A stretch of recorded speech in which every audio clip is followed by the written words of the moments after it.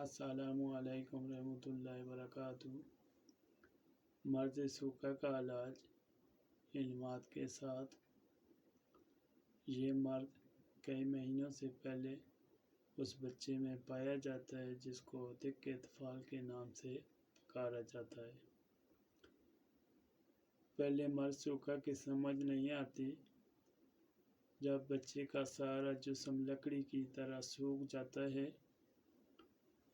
تب جا کر پتہ چلتا ہے کہ اس بچے کو یہ مرض سوکھا ہے۔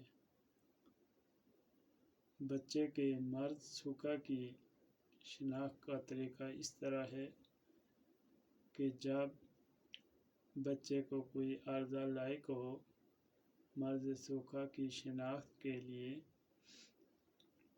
بچے کی گدیا یعنی کان کی لو خوب زور سے دبا کر دیکھیں۔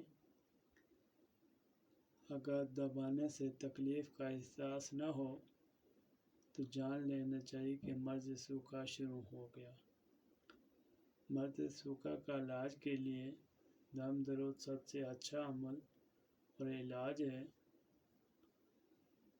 اور اس کے ساتھ نسخے کا دوسرا علاج بنگلہ پان 1 عدد، برگ مکو سارے 3 عدد۔ طریقہ ہے کہ سب کو بریک پیس کا ریڑھ پر مالش کریں، پھر 15 منٹ کے بعد روئی کے ذریعے دھوئیں۔ مرض سوکھا کے لیے یہ عمل جاری رکھیں۔ ساتھ دم وغیرہ بھی جب تک مرض سوکھا سے نجات نہ مل جائے جاری رکھیں۔